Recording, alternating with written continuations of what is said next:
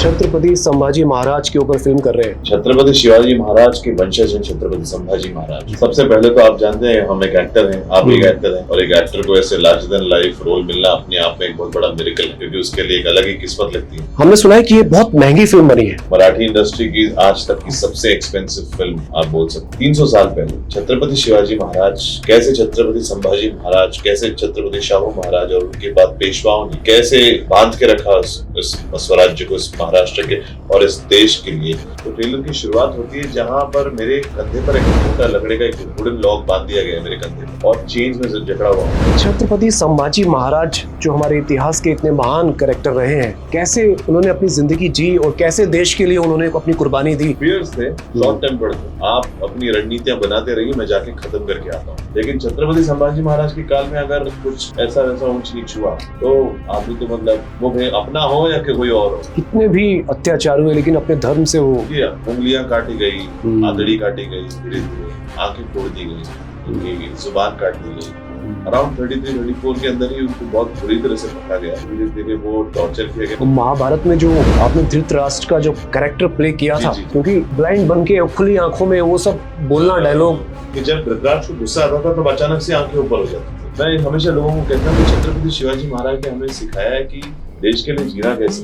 छत्रपति संभाजी महाराज ने हमें ये बताया कि देश के लिए मरना कैसे। संपूर्ण क्षत्रियों का अस्तित्व समाप्त नहीं हो जाता, ये मेरी अखंड प्रतिज्ञा है। माय गुडनेस, 12 साल बाद भी याद है। क्या बात है। हेलो गाइस, नमस्कार। मॉर्निंग में देखने वालों को गुड मॉर्निंग और इवनिंग में देखने वालों को गुड इवनिंग। मैं आज आपके सामने लेकर आया हूँ एक बहुत ही धमाकेदार मज़ेदार एपिसोड, क्योंकि इस एपिसोड में हमारे एक स्पेशल गेस्ट जो मेरे बहुत अच्छे दोस्त भी हैं, उनको मैंने इनवाइट किया है और मुझे पूरी उम्मीद है कि ये एपिसोड देखने के बाद आप भी उनको मानेंगे, आप भी बोलेंगे वाह क्या बात है। दोस्तों, मैं हमेशा से मानता हूँ कि किस्मत और दुआओं से बढ़कर कभी कुछ नहीं होता, और मैं बहुत ब्लेस्ड हूँ कि मैंने इस धरती पर एक एक्टर के रूप में जन्म लिया है। मैं इस रंगमंच की दुनिया का हिस्सा हूँ और इस रंगमंच की दुनिया में ऐसे भी लोग हैं जिन्होंने मेरे टैलेंट को देखकर मुझे अच्छी अच्छी अपॉर्चुनिटीज़ दी, ऐसे ऐसे किरदारों को निभाने का मौका दिया जो अपने आप में एक इतिहास है। और उनमें से एक किरदार मैंने निभाया था जय जय जय बजरंग बली सीरियल में बजरंग बली का। अब आप कहोगे कि मैं ये सब क्यों बोल रहा हूँ, लेकिन बात ही कुछ ऐसी है। आज एक लंबे अरसे के बाद बजरंग बली यानी कि मैं, जिन्होंने बजरंग बली का कैरेक्टर किया था, वो मिल रहे हैं अपने परम मित्र परशुराम के साथ। जी हाँ, मेरे साथ जिन्होंने परशुराम का कैरेक्टर निभाया था और हमने मिलकर बहुत अच्छा काम किया था, जिनका नाम है ठाकुर अनूप सिंह, जो मिस्टर वर्ल्ड रह चुके हैं, मिस्टर एशिया रह चुके हैं, गोल्ड मेडलिस्ट रह चुके हैं। ठाकुर अनूप सिंह के बारे में जितना भी कहें वो कम है, क्योंकि ये बहुत ही टैलेंटेड और बहुत ही वर्सेटाइल एक्टर है। इन्होंने ईस्ट वेस्ट नॉर्थ साउथ कोई भी दिशा नहीं छोड़ी जहां पर इन्होंने अपने काम से लोगों को इम्प्रेस ना किया हो। जो आ रहे हैं एक ऐसे धर्म रक्षक का किरदार निभाने आपके नियरेस्ट सिनेमा घरों में, एक ऐसी मूवी में जिसके किरदार के रूप में उन्होंने अपनी एक अहम छाप छोड़ी है। जो कर रहे हैं हमारे हिंदुस्तान के एक ऐसे योद्धा का कैरेक्टर जिनके नाम से ही आप गौरवान्वित महसूस करेंगे। जी हाँ, मैं बात कर रहा हूँ छत्रपति संभाजी महाराज जी की। ये इतिहास के वो महानायक हैं जिनकी जिंदगी से हमें बहुत प्रेरणा मिलती है। छत्रपति संभाजी महाराज जी के किरदार में ठाकुर अनूप सिंह ने अपनी एक अहम छाप छोड़ी है। तो इस किरदार में उनको देखने के लिए आपको देखनी होगी छत्रपति संभाजी महाराज जी की ये फिल्म, जो आ रही है 22 नवंबर को आपके नजदीकी सिनेमाघरों में। तो चलिए स्वागत करते हैं हम versatile actor, talented actor, one and only Thakur Anup Singh का।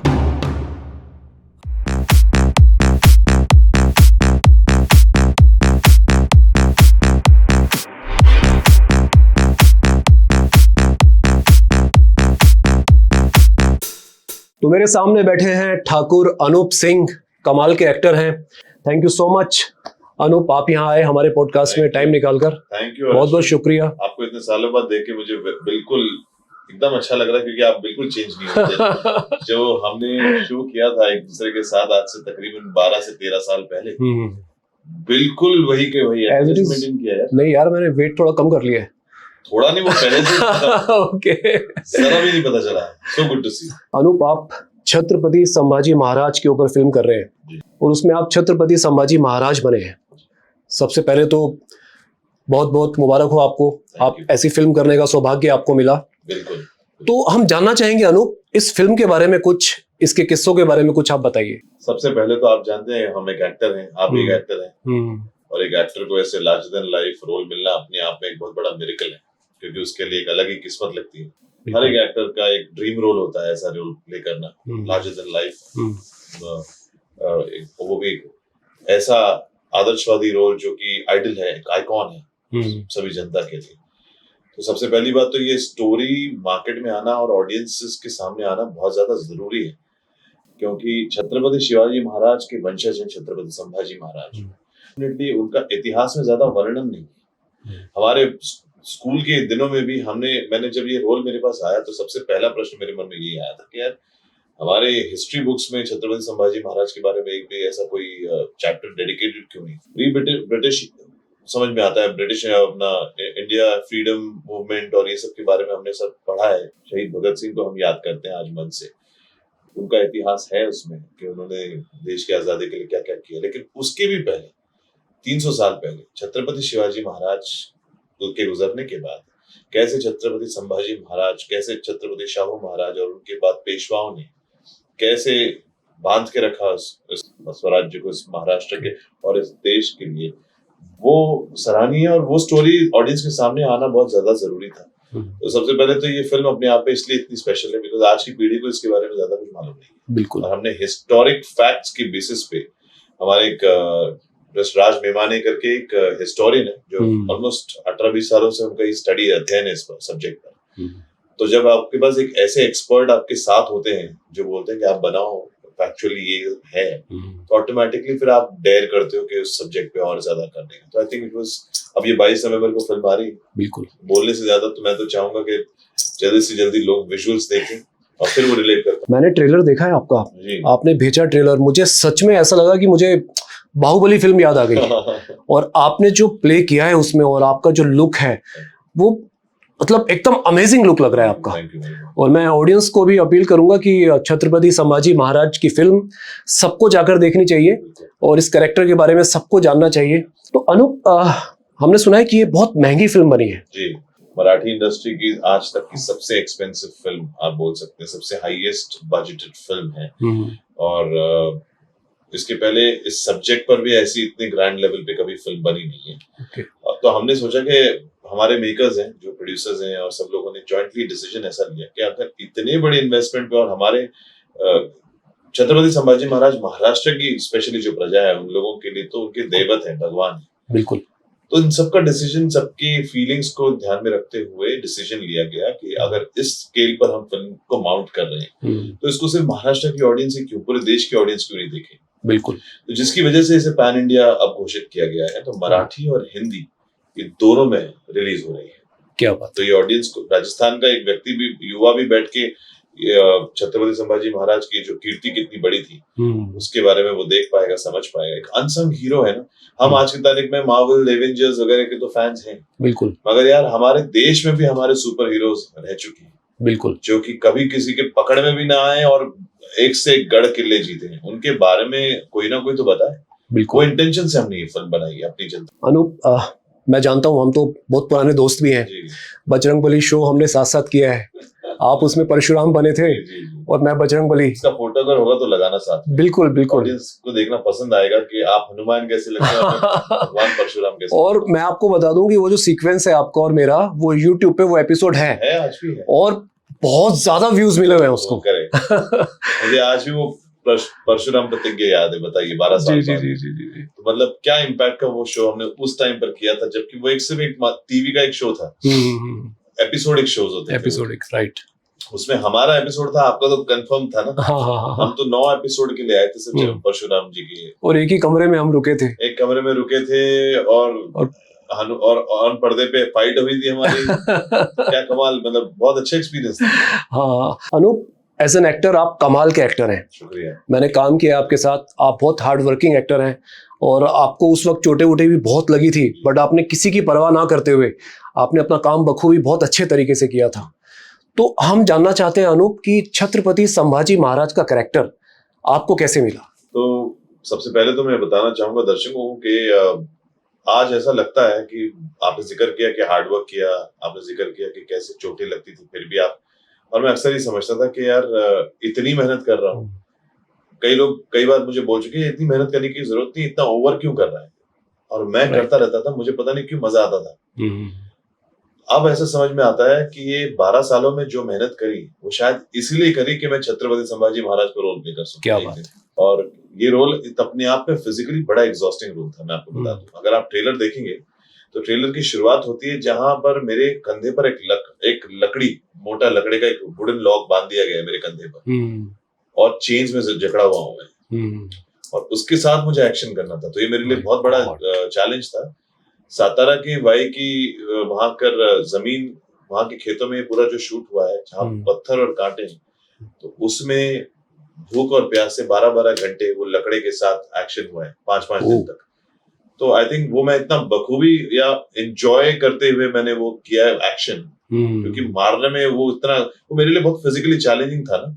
बिल्कुल। तो वो ऐसा लग रहा था जैसे महाराज की एक एनर्जी अंदर आती है अपने अंदर। बिल्कुल। हम एक्टर्स हैं, हम एनर्जी सेंस करते हैं, वो कैमरा एनर्जीज कैप्चर करता है। और मैं अब ये बता दूं आपको, मैं कि सब कर रहा था तो तब मुझे एहसास हुआ कि शायद ये मेरे लिए बहुत बड़ी ब्लेसिंग है कि महाराज ने मुझे चुना है, क्योंकि इसके लिए मैंने पिछले 12 सालों से कहीं ना कहीं अपने बैक ऑफ द माइंड, पता नहीं कॉन्शियसनेस या नो ना बोलो, पर वो एक्शन और वो ट्रेनिंग ऐसा लग रहा था कि वो 12 सालों की ट्रेनिंग सिर्फ इसी रोल के लिए बनी गई है। और ये रोल मेरे पास ऐसा आया, मुझे छत्रपति शिवाजी महाराज का इतिहास कहीं ना कहीं पता था, मैं हिस्ट्री का स्टूडेंट रह चुका हूँ।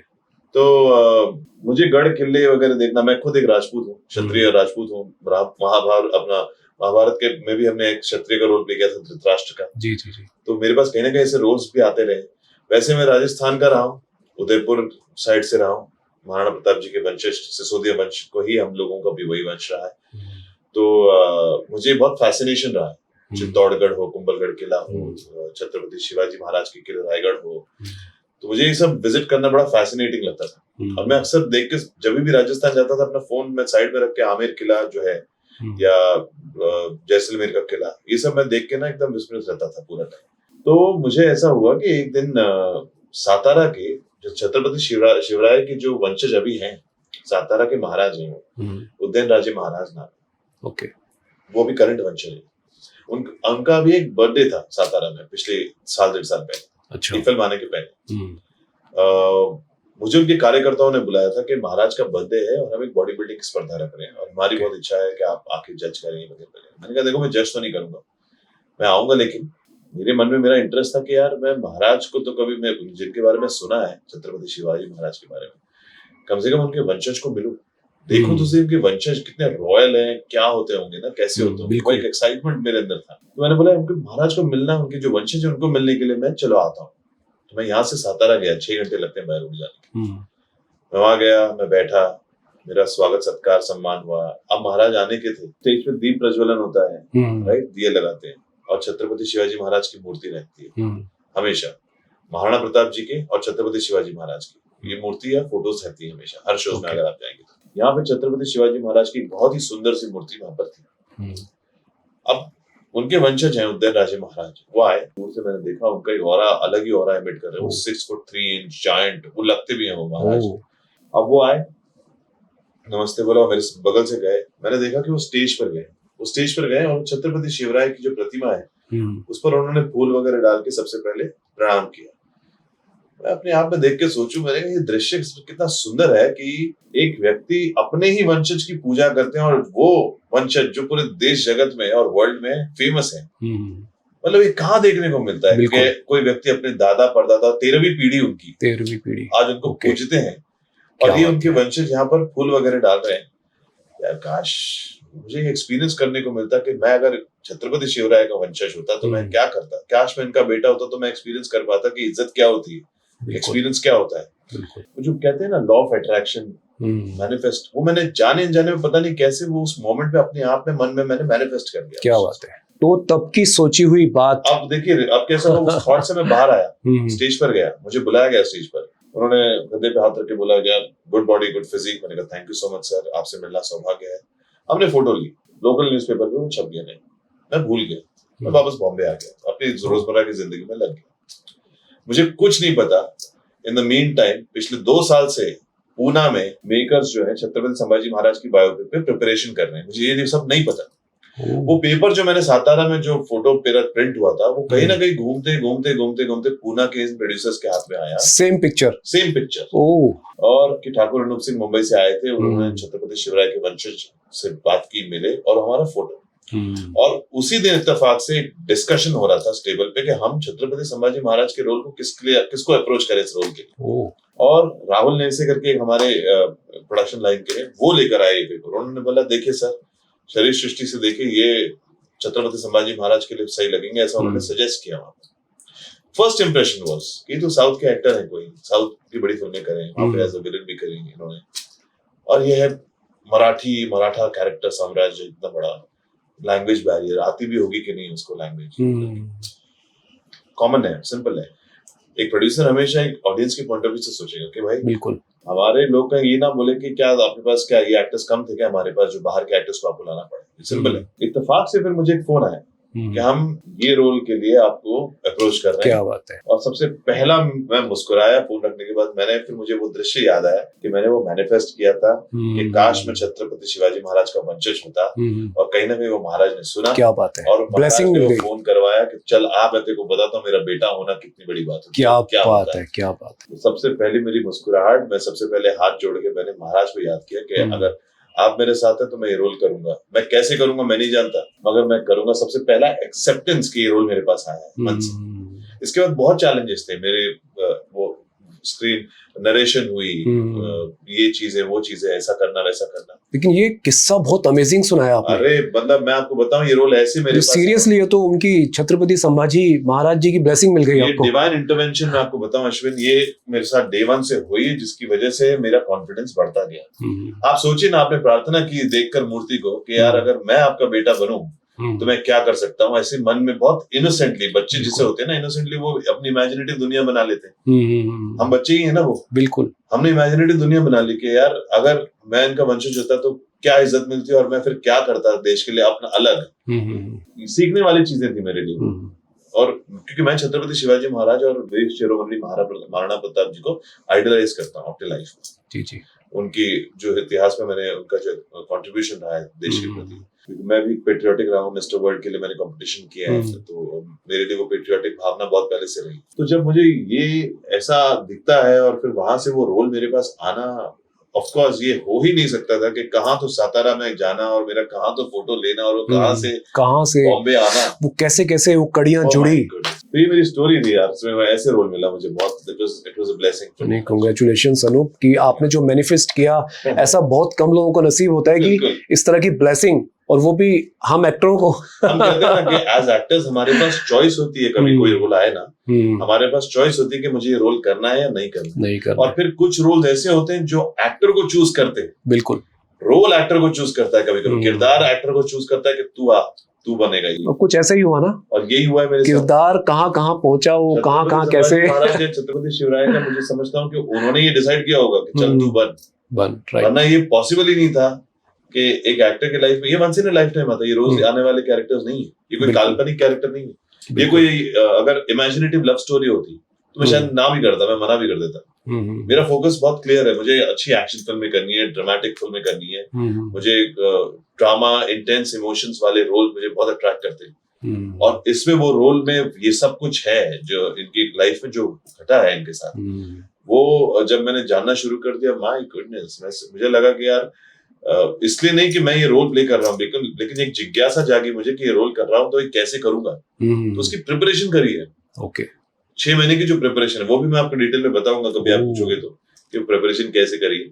So this is how I got the role basically to answer your question. क्या बात है। अच्छा, हमारी ऑडियंस ये जरूर जानना चाहेगी अनूप कि छत्रपति संभाजी महाराज जो हमारे इतिहास के इतने महान कैरेक्टर रहे हैं, उनके बारे में वो किस तरह के थे, कैसे उन्होंने अपनी जिंदगी जी और कैसे देश के लिए उन्होंने अपनी कुर्बानी दी, उसके बारे में थोड़ा सा आप बताइए। फियर्स थे, शॉर्ट टेम्पर्ड थे, मतलब आप अपनी रणनीतियां बनाते रहिए, मैं जाके खत्म करके आता हूँ। ऐसे वाले व्यक्ति थे। ओ, रुद्र अवतार जो है छत्रपति, जो शिवाजी, जो शिव के महादेव जी के रुद्र अवतार जैसे बोलते हैं ना, गुस्सैल। और जैसे छत्रपति शिवराय के काल में अगर कुछ हो भी जाता था तो ऑब्वियसली पनिशमेंट होती थी, लेकिन छत्रपति संभाजी महाराज के काल में अगर कुछ ऐसा वैसा ऊंच नीच हुआ तो एकदम आदमी तो मतलब वो अपना हो या कि कोई और हो, ही वाज स्ट्रिक्ट एकदम शासन करने। लेकिन उतने ही जो प्रजा है उनके सबसे प्यारे, गौ माता का पूजन करने वाले, जानवरों से लगाव रखने वाले, ये ऐसा कर, और उनमें ऐसी ऐसी क्वालिटीज मुझे दिखाई देने लगी जो कहीं ना कहीं मैं अपने अंदर भी खोजता हूँ, और वो है उस कैरेक्टर के दौरान। तो जब पिताजी छत्रपति शिवराय जब गुजर गए तो इन्हें छत्रपति बनना था। सबसे पहले इतनी सिर्फ कम उम्र में 30 की उम्र में ये जिम्मेदारी आना, और भी कम उम्र में उनकी जिम्मेदारी आना बहुत बड़ी बात थी। और सिर्फ महज 33 इयर्स के थे, अराउंड 33-34 के अंदर ही उनको बहुत बुरी तरह से पकड़ा गया, उनको डिसीटफुली पकड़ा गया और उनके साथ अत्याचार किया गया। उनको धीरे धीरे वो टॉर्चर किया गया। 45 डेज उनको जेल में सिर्फ पानी दिया गया और उन्हें बताया गया, बोला गया कि बाकायदा कि जो तुमने हमको सारा धन दे दो, कन्वर्ट हो जाओ और मान लो हमारे कंडीशंस तो हम छोड़ेंगे। वो कहते थे कुछ भी हो जाए, जब सन जो है ईस्ट की जगह वेस्ट से उठने लगेगा तब मेरे पास आना, तब बताए। वैसा वाला एटीट्यूड उनका। क्या बात है। आखिर वो हिस्ट्री बुक्स में बोलते भी हैं कि कितने भी अत्याचार हुए लेकिन अपने धर्म से वो नहीं, उनकी उंगलियां काटी गई, आंतड़ी काटी गई, धीरे धीरे आंखें फोड़ दी गई, उनकी जुबान काट दी गई। आखिर वो मजबूरन होके फिर वो औरंगजेब को आके बताना पड़ा, उनको बोलना पड़ा कि यार अगर मेरा एक भी बेटा तेरे जैसा होता तो मैं आज पूरी दुनिया पे राज करता। ऐसा बोलना एक दुश्मन ने आके बहुत बड़ी बात थी, बहुत बड़ी बात। तो ये उनका, मैं हमेशा लोगों को कहता हूँ कि छत्रपति शिवाजी महाराज ने हमें सिखाया है कि देश के लिए जीना कैसे, और छत्रपति संभाजी महाराज ने हमें ये बताया कि देश के लिए मरना कैसे। ये बहुत बड़ा डिफरेंस है, बहुत बड़ा डिफरेंस है, बिल्कुल। एंड कॉन्ग्रेचुलेशंस अगेन कि इतने महान कैरेक्टर का रोल आपको करने का मौका मिला। अश्विन, आपके साथ ये बात करने के पीछे आइडिया ही मेरा ये था कि मैं सिर्फ और सिर्फ सोलली चाहता हूँ कि हमारी ये कोई पॉलिटिकल एंगल से कोई फिल्म नहीं है। ये सिर्फ एक ऐसे वॉरियर की कहानी है जो कि हमारी पीढ़ी पर के सामने आना चाहिए, बिल्कुल। हमारे हिस्ट्री बुक्स में छत्रपति संभाजी महाराज के बारे में कोई इंफॉर्मेशन नहीं थी, तो मैंने इसकी प्रिपरेशन एकदम स्क्रैच से की। एक बुक है the life and death of Chhatrapati Sambhaji Maharaj, पहले तो वो पढ़ना शुरू की। उसके बाद तुलापुर करके एक पूना के पास है और एक बड़ू करके एक जगह है जहाँ पर महाराज को लाया गया था, औरंगजेब के सेनाओं ने उनको घसीटते लाया था, और वहां लाइव उनके पैर काटे गए, हाथ काटे गए, लाइव उनको जिंदा होते हुए भी टुकड़े किए गए, उनके मस्तक को, उनके मुंडी को काट के एक भाले के ऊपर रख के पूरा भ्रमण करवाया गया। ये सब तो इतनी दर्दनाक मौत में वहां जब गया रिसर्च करने के लिए, तो वो एनर्जी मुझे महसूस हो रही थी वहां पर। मैंने अपने टीम को बोला कि आप थोड़ा सा दूर रहिए, मेरे को सिर्फ आधा घंटा खड़े रहना है इस जगह में, और फिर वही बच्चे का एक इमेजिनेटिव वर्ल्ड, क्योंकि मैं जो पढ़ा था बुक में अब वो मुझे दिख रहा है लाइव कहीं ना कहीं होते हुए मेरे सामने। तो मैं वो आधा घंटा बहुत डिप्रेस्ड महसूस किया। मैंने अकेले में रोया, अकेले में मैंने ये इमेजिन किया कि ये मेरे साथ अभी हो रहा है प्रेजेंट टेंस में, तो ये मेरे साथ हो रहा है, ये मेरी उंगली जा रही है, ये मेरी काट रही है, ये हाथ काट रहे हैं, अब मुझे दर्द महसूस हो रहा है। वो वाला जो है ना, एज अ कैरेक्टर मैंने महसूस करना शुरू कर दिया। मैंने ये नहीं देखा कि महाराज के साथ हो रहा है, आई स्टार्ट, बिकॉज मुझे वो प्ले करना है, राइट। तो I have started telling myself there, खड़े रहकर कि ये मेरे साथ अभी हो रहा है, ये अनुभूति हो रही है, मुझे एक्सपीरियंस हो रहा है, ये नाखून उखाड़े जा रहे हैं, ये पैर कट रहे हैं, ऐसे। तो जब वो आप महसूस करते हैं ना आपके साथ हो रहा है, तब वो दर्द निकलना शुरू मेंटली, राइट। फिर वो तनाव लेकर बॉम्बे आना, स्क्रिप्ट आई मेरे पास। अब स्क्रिप्ट जो है मराठी में है, हमने इसे शूट भले ही मराठी हिंदी में किया है, लेकिन हमें पहला मूल लैंग्वेज इसकी जो है वो मराठी की। आया, स्क्रिप्ट रखा, छत्रपति शिवाजी महाराज की मूर्ति थी वहां पे घर पे मेरे, स्क्रिप्ट रखी, प्रणाम किया, मैंने छत्रपति शिवाजी महाराज को बोला ये आपका फैसला है, मैं ये रोल प्ले करूँ। अभी स्क्रिप्ट कैसे करूंगा मैं, डायलॉग्स पार्ट इतना सारा शुद्ध मराठी की होगी, 1600 काल की मराठी, वो बहुत शुद्ध मराठी होती है, आजकल की मराठी नहीं, आजकल की नहीं, राइट। कैसे करने वाला हूँ मैं ये नहीं जानता, करना है मुझे, अब आप करवा के दीजिए। मैं आपको बताऊं, ये दूसरा डिवाइन इंटरवेंशन ऐसा है कि तीसरे दिन रात के 1 बजे तक वो 150 पन्ने की स्क्रिप्ट का आखिरी पन्ने का डायलॉग मेरी जुबानी याद था मुझे। ओह क्या बात है। जुबानी याद था मेरे को अपने बड़े बड़े मोनोलॉग्स जो मैंने करे ना, तीसरे दिन के आखिरी, बिकॉज मैं 8-8 घंटे रोज पढ़ रहा था, तो रीडिंग तो कर ही रहा था, लेकिन एक एक सीन बाय सीन पे मैं आंखें बंद करता था, मेमोराइज करने की कोशिश करता था। तो तीसरे दिन तक वो स्क्रिप्ट कंठस्थ हो गई थी मेरी, और उसके बाद मैं कभी स्क्रिप्ट नहीं हाथ लगाता था। मैं अगर ड्राइव कर रहा हूँ गाड़ी तो वो सीन याद आ गया, चल हाँ वो थोड़ा डिफिकल्ट था ना, हाँ वो मोनोलॉग, गाड़ी चलाते चलाते लाउडली वो डायलॉग बोल रहा हूँ। क्या है ना, किसी भी तरह से कर रहे हो, राइट। तो मान लो आपको बोला गया कि अभी आप हथियार लोड कर रहे हो या गन मान को असेंबल कर रहे हो, तो गन असेंबल करते करते आपका ध्यान असेंबल पे रहेगा, डायलॉग नहीं निकलेगा। तो इसलिए वेरी इंपॉर्टेंट कि आप कोई एक्टिविटी करते करते डायलॉग्स को याद करें। राइट। ये मैंने सीखा है मेरे थिएटर की जो एक्टिंग, जिन्होंने मुझे महाभारत के टाइम पे सिखाया, वो मुझे कुछ विचित्र कार्य करने के लिए बोलते थे, और डायलॉग शुद्ध संस्कृत में, मराठी के अपना महाभारत के डायलॉग बोलने बोलते थे। महाभारत में जो आपने धृतराष्ट्र का जो कैरेक्टर प्ले किया था, absolutely amazing, you did that character. I mean मतलब इतना अच्छा और ब्लाइंड कैरेक्टर इस तरह से प्ले करना कि आप पब्लिक के बीच में ऐसे हीरो बन के आप नजर आ रहे थे, मतलब इतना बड़ा हिट हुआ था वो कैरेक्टर आपका। तो उसके बारे में, उस जर्नी के बारे में कुछ बताइए। वहां से मतलब आपकी जिंदगी ने एक नया मोड़ लिया। आपके साथ एक शो जब मैंने किया था, हनुमान जी जहां आप बने थे और हम परशुराम बने थे, जी परशुराम जी, तो उसके बाद महाभारत की कास्टिंग हुई थी मेरी। तो वो जर्नी क्या थी कि वो तो मैं नया था, नौसिखिया था, मैं एक पायलट था उसके पहले। तो पायलट ट्रेनिंग करके आने के बाद, अपना लाइसेंस आने के बाद मैंने एक्टिंग में अपना कदम रखा था। तो वो संघर्ष के दौर थे जब मैं आपके साथ भी कोशिश कर रहा था एक्टिंग करने की वगैरह। कैसे मतलब वो मतलब कैरेक्टर प्ले कैसे किया, क्योंकि अंधा बनके, ब्लाइंड बनके, खुली आंखों में वो सब बोलना डायलॉग। यार मैंने ना सबसे पहला मेरे पास चैलेंज था कि अगर अंधा इसका अगर मुझे ब्लाइंड वर्जन प्ले करना है, तो पहले तो मैं अपने घर पे ना आंखों पे पट्टी बांध लेता था, और सिर्फ एक एक्सरसाइज ये करता था कि यार हमेशा हम अपनी आंखों पे रिलाई करते हैं हर चीज के लिए। अगर मेरे ग्लास दिख रहा है तो ही मेरा हाथ जा रहा है, राइट। अगर मैं आंखों को कवर कर दूं तो मेरे बाकी सेंसेस जो इंद्रियां हैं वो बहुत वीक हो जाएंगे, क्योंकि पूरी 99.9% मैं अपनी आंखों पे डिपेंडेंट हूँ हर चीज के लिए।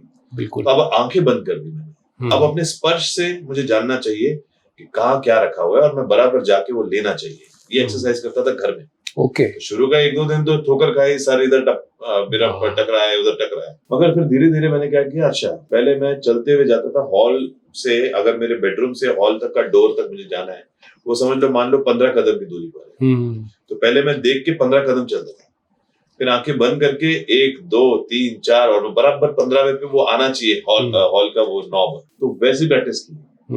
फिर एक स्पर्श करके एक फिल्म आई थी नसीरुद्दीन शाह सर की, वो देखती। उसके बाद ब्लाइंड स्कूल जाता था, वो आंखों के प्यूपिल्स कैसे होते थे जब जो बच्चों के, तो वो देखता था, नोटिस करता था। क्या बात है। ये होने के बाद सबसे पहले ऑफ फोकस देखना कैसे होता है, जैसे कि अगर मैं राइट से लेफ्ट देखूं या मेरे राइट से आप मेरे लेफ्ट देखूं, तो हमारी आंखें हमेशा यहाँ वहां मूव होती है, राइट। अब अगर मैं कंटिन्यूसली करूं और मैं अगर बात भी कर रहा हूं, तो मैं अपनी आंखों को स्टिल रख सकता हूँ। ये मेरी एक्सरसाइज। क्या बात है। तो वैसा करना बहुत जरूरी था। 6 महीने की वो मेरी प्रैक्टिस हुई। नुआंसेस क्या होंगे, कैरेक्टर की एक ऐसी हरकत धृतराष्ट्र की जो जिससे मैं करूं तो शायद ऑडियंस समझ जाए, लेकिन मैं सटल तरीके से। तो मैंने वो दिमाग में ऐसा हमने बनाया उसको कि जब धृतराष्ट्र को गुस्सा आता था तब अचानक से आंखें ऊपर हो जाती थी उसकी।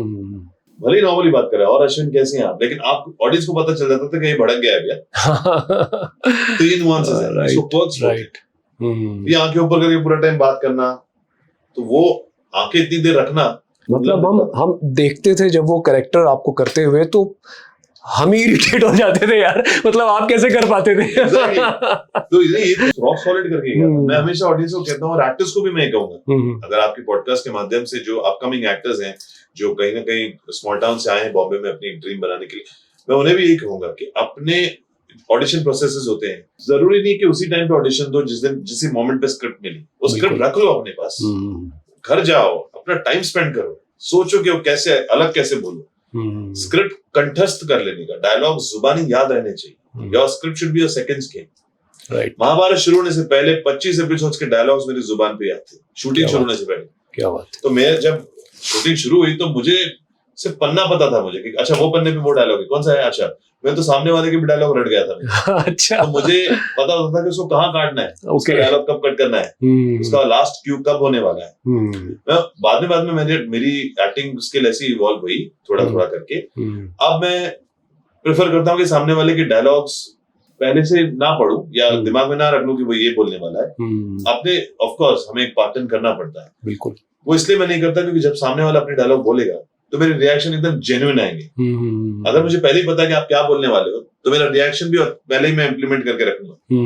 एक एंटिसिपेटेड रिप्लाई मेरा रिएक्शन होगा। बिल्कुल बिल्कुल। तो वो सब सीखे, ये सब सीखने के लिए ना ये 12 साल लग गए अच्छे खासे। बिल्कुल, आप समझ रहे हैं। तो महाभारत का किरदार भी इतना ही कॉम्प्लिकेटेड था। शुरू में सब लोग ने मजाक उड़ाया कि अरे बने भी तो धृतराष्ट्र बने, पांडव बनते, कौरव बनते। तो महाभारत बनने में बहुत साल लगे। अरे बहुत साल लगे। वो किस तरह से मिला वो आपको कैरेक्टर? दिमाग खराब हो गया था मेरा। 4-4 साल उसके लिए भी वेट किया। मुझे याद है कि वो इधर लक्ष्मी एस्टेट में ऑडिशन के लिए बुलाते थे। बिल्कुल। और पूरा कॉस्ट्यूम पहना के। सबसे पहली ईयर में एक कास्टिंग डायरेक्टर है प्रमोद कपूर जी। बी.आर. चोपड़ा की महाभारत में जो दुशासन बने थे, विनोद कपूर नाम थे उनका, उनके सगे भाई हैं प्रमोद कपूर, कास्टिंग डायरेक्टर। तो उनसे मेरा बहुत एक आध बार कहीं ना कहीं प्रोडक्शन हाउस में मिलना हो जाता था। मैं पूछ जाता था कि फिट हो गया सर, अनफिट हो गया सर। और वो माइथोलॉजिकल शोज बहुत करते थे। उस दौरान एक साल के लिए प्रमोद कपूर जी ने कास्टिंग करी थी, तो मैं उनसे मिलने गया। मुझे पता चला वो यहाँ आजकल बैठ रहे हैं स्वास्थ्य प्रोडक्शंस नाम के। मैं गया और उन्होंने मुझे फिर धृतराष्ट्र का रोल ऑफर किया कि आपका लीड है। मैं खुश, लीड मतलब मैं लीड, हमको तो लीड ही करने के सपने थे उस टाइम। बिल्कुल। तो लीड धृतराष्ट्र कौन था क्या था कोई लेना देना नहीं, मालूम नहीं मुझे। वो ब्लाइंड थे। मैंने कहा अरे वाह, और परफॉर्म करने को मिलेगा। अच्छा। फिर ऑडिशन हुआ और ऑडिशन प्रोसेस के बाद जो वेटिंग पीरियड होता है ना अशोक, बहुत फ्रस्ट्रेटिंग होता है।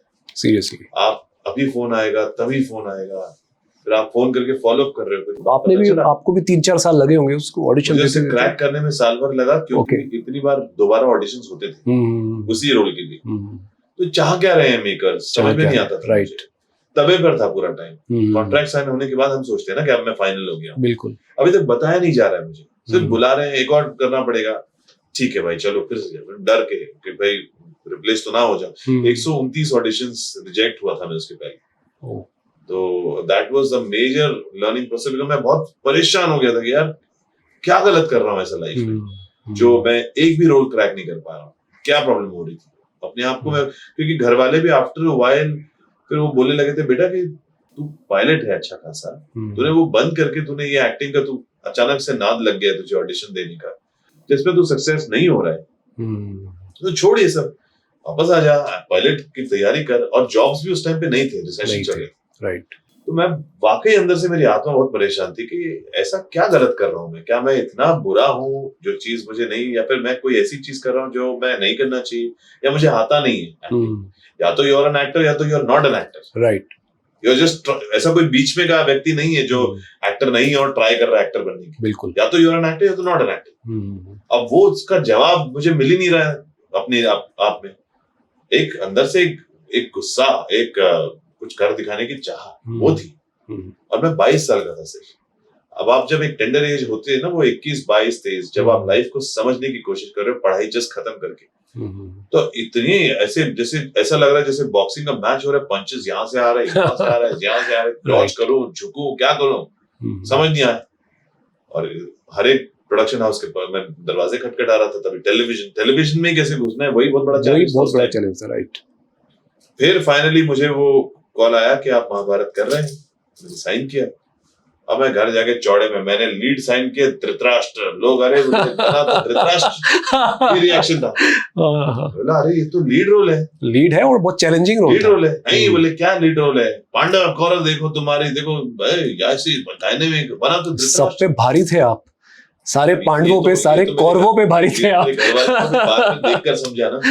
बिल्कुल। क्या है, हमारे पास जो रेफरेंस था वो पुरानी महाभारत जो है बी.आर. चोपड़ा की महाभारत, वो थी। उसमें महज 4-5 एपिसोड के बाद ही धृतराष्ट्र को थोड़ा सा बुजुर्ग व्यक्ति में दिखाया गया, थोड़े से व्हाइट हेयर कर दिए गए तुरंत।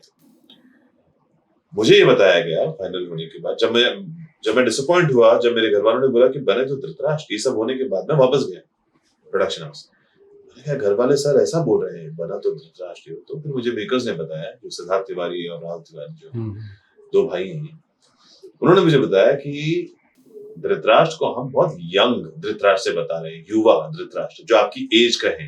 21 से चालू होगा आपका कैरेक्टर, ऑल द वे 125 साल तक का आपका प्ले करना है, पूरा महाभारत युद्ध खत्म होने तक। फिर दिमाग लगाया कि यार ये वर्सेटैलिटी बताने के लिए तो बड़ा जबरदस्त आर्क है ये कैरेक्टर का। यहाँ से शादी होगी, बच्चे होंगे, बच्चों में फिर प्रॉब्लम्स होंगी, बच्चे बड़े होंगे तो उन युवराजों को इंट्रोड्यूस करेंगे, तब बड़े ये मेन एक्टर्स आएंगे, पांडव और जो है। और फिर मेरा तो 8वें एपिसोड में मेरी एंट्री हुई और 298 एपिसोड तक लास्ट। क्या बात है। तो महाभारत खत्म ही मेरे साथ हुई और कृष्ण थे उसमें लास्ट में बोली थी। मैंने कहा अगर ये तो मजा आ जाएगा। अब रोल आ गया मेरे पास, अब ट्रेनिंग करनी थी एक्टिंग की, कहाँ से करें। तो एक बहुत अच्छा, मैं हमेशा धन्यवाद देता हूँ हमारे मेकर सिद्धार्थ तिवारी का इस मामले में, बिकॉज उन्होंने रजित कपूर करके एक एक्टर है, थिएटर और फिल्म एक्टर दोनों है, और एक शहनाज पटेल करके एक्टर है, वॉइस जलाली करके एक थिएटर की बड़ी फेमस पर्सनालिटी है। इन लोगों को ऑफिशियली हायर किया कि ये मेरे 4-5 जितने भी मेन लीड एक्टर्स हैं, और हम सब युवा थे, लिटरली 21 के सारे एक्टर्स फ्रेश फाइनल हुए, तो इनको ट्रेन करना है। तो ये लोगों ने अपने एक्टिंग का ज्ञान हम कुछ चुनिंदा 5-6 लोगों को दिया। ओके। 6 घंटे की रोज की हमारी क्लास होती थी, जिसमें डिक्शन, पर्सनालिटी, वॉक, कैरेक्टर का स्केच कैसे बनाया जाए, एक्सरसाइजेस जो ये लोग शायद ये क्या बोलते हैं, नेशनल स्कूल ऑफ ड्रामा से पढ़ के आए, NSD से करके आए, FTI से करके आए। तो वो मुझे ना एकदम ज्ञान का भंडार मिल गया, एकदम ऐसा लगा, सोने की खान होती है ना। मैंने कहा यार ये तो वर्कशॉप कराते होंगे। मैंने कहा ये तो अच्छे स्कूलों में, एक्टिंग स्कूलों में नहीं सीखने मिल रहा होगा, सीखने को मिलता है। लोग लाखों पैसे देते होंगे इस ज्ञान के लिए, तो फ्री में मिल रहा है प्रोड्यूसर के द्वारा। बांट लो इसको, ले लो इसको अपना, एकदम अपना बना लो। तो 6 घंटे रोज डिक्शन की क्लास, एक्शन की क्लास, ये क्लास वो क्लास में जाता था। उसमें मेरी भाषा साफ हुई, शब्दावली जो होते हैं, टंग ट्विस्टर्स कैसे बोलना है, ये सब एक्सरसाइजेस हुई हम कुछ चुनिंदा लोगों की। फिर एक्शन ट्रेनिंग, अब योद्धा है हम सब, तो हॉर्स राइडिंग, स्वॉर्ड फाइटिंग, आनंद शेट्टी करके और राम शेट्टी बहुत फेमस एक्शन मास्टर है, उनको हायर किया गया। उनको बोला गया कि सर हमारे मेन लीड एक्टर्स को आप लोग ट्रेन करिए स्वॉर्ड फाइटिंग में, थोड़ा सा भाले के साथ। अब Yudhishthir was experience fighter with भाला, स्पीयर। जैसे अर्जुन गांडीव के साथ वो एकदम फेमस थे, वैसे एक एक शस्त्र था। तो शस्त्र में एकदम पारंगति हासिल हो इन लोगों को, ऐसी ट्रेनिंग करिए आपको। अब सबके पास अपना शस्त्र है, सब ट्रेनिंग कर रहे हैं, हॉर्स राइडिंग कर रहे हैं। मैं बोला मैं क्यों पीछे रहूं, मैं बोला मैं भी करूंगा ट्रेनिंग। तो कई एक दोनों ने मजाक उड़ा के भी बोला कि तुम्हें क्या जरूरत है, तो सिंहासन पे बैठना है, तुम ब्लाइंड हो। मैंने कहा अबे तो साले क्या जिंदगी भर में ब्लाइंड होगा। सही बात है, कभी ना कभी तो मेरे काम कभी तो यूज होगा। बिल्कुल सही बात है। मैं भी जबरदस्ती, मैं वेलकम नहीं था, तो मैं भी जबरदस्ती घोड़े पे बैठ के घोड़े का सैडल पकड़ के अच्छा। अरे उस टाइम पे 1 साल भर में हॉर्स राइडिंग सीखी, स्वॉर्ड फाइटिंग सीखी। क्या बात। एक्शन में अच्छा हो गया। केबल हार्नेस होते हैं ना, तो केबल में भी स्टंट में कई बार बहुत बंधे हैं, लटक जाते हैं, ऐसे रोप पकड़ लेते हैं। मैं तो ऐसे ही उड़ता था ना केबल पे। आप तो भगवान जी रहे। वो भी, इस पे भी बैलेंस करना बहुत बड़ी बात होती है पोस्चर में, क्योंकि कभी आप ऐसे हो रहे हैं, कभी वैसे हो रहे हैं। बिल्कुल। कोई रोप पकड़ लेता है, तो उसमें मैं समरसॉल्ट सीखने लगा केबल में, somersault, back flips, front flips, थोड़ा।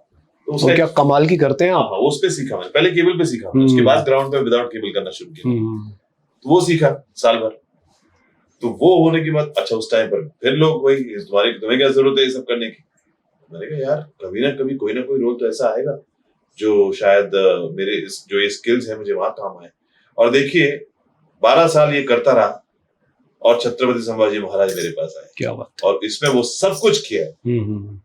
इतना बड़ा आर्मर, 20 किलो का स्टील का आर्मर, और असली 10 किलो की तलवार, और घोड़े को गैलप करवाना। सीरियसली 10 kg की तलवार आपने। हाँ, और 20 किलो का आर्मर। ये ड्रेस डिपार्टमेंट को बोला गया था फ्लेक्सिबल आर्मर बनाना, लेकिन उन लोग थोड़ा और सेंटिमेंट्स में आके उन्होंने एक्चुअल आर्मर लोखंड स्टील का बना दिया, जिसमें मैं खड़ा रहता था। एक आर्मर प्लेट यहाँ से आती थी, एक आर्मर प्लेट पीछे से आती थी, और ऊपर से नट बोल्ट से उनको फिट करते थे। वो पूरा प्रोसेस 10-15 मिनट का होता था। उसको निकालने में भी 10-15 मिनट लगते थे।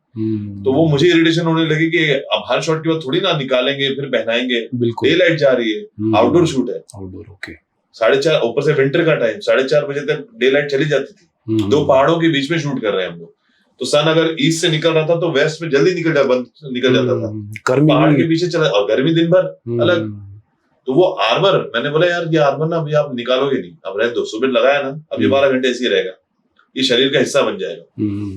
इसकी भी मुझे ज्ञान, इसका भी मुझे एक्सपीरियंस महाभारत से था, बिकॉज उस टाइम पर ऐसे ही बड़े बड़े आभूषण कॉस्ट्यूम्स पहन के 12 घंटे बैठे रहना पड़ता था मुकुट वुकुट के साथ। जब द्रौपदी चीरहरण सीक्वेंस हो रहा है या दूध क्रीड़ा का सीक्वेंस होता था, तो 12 घंटे हम बैठा तो बैठना है, कोई कंप्लेन ही नहीं करना है कि क्यों भाई, कैरेक्टर में रहो। बिल्कुल। कुछ मेरे फ्रेंड्स ऐसे होते थे, यार छोड़ो ना, हो गया अपना मस्त बनियान धोती में एंजॉय कर रहे होते थे, वो एंजॉय कर रहे होते, और मैं नहीं, सिंहासन को छोड़ता नहीं था, मैं सिंहासन में बैठना है मेरे को, मैं धृतराष्ट्र हूं। अब उसकी कहीं ना कहीं मुझे प्रैक्टिस ऐसे हुई कि अब ये आर्मर वार्मर पहन के मैंने जो घोड़ा दौड़ाया है वो इतना नेचुरल और एफर्टलेस हुआ है। और 12 घंटे बाद जब निकालते थे तो पूरे लाइनें वाइनें कटे हुए, क्योंकि वो उसका एजेस, आर्मर का एज भी यहाँ पर घस घस के एक लाइन, तो उसको फिर बोरोप्लस लगाना, रात में क्रीम लगाना, पैर सूज जाते थे घोड़े पर ही आप 12-12 घंटे, उसके बाद फिर भाग भी रहे हो उसके ऊपर, और उसका सोल फ्लैट होता था। ये सब चैलेंजेस हुए यार, और मजा आया। मैं कह सकता हूँ कि आज धृतराष्ट्र और वो सब एक्सपीरियंस ने शायद मुझे बनाया है इसीलिए कि मैं एक ऐसा लार्जर देन लाइफ रोल अपनी लाइफ में एक बार कर सकता हूँ। वो ट्रेनिंग काम आ गई। अरे पूछिए मत, मैं ब्लेस्ड हूँ भगवान की तरफ कि उन्होंने इतना काबिल समझा कि, और ये फिजिकली एग्जॉस्टिंग है बहुत ज्यादा रोल।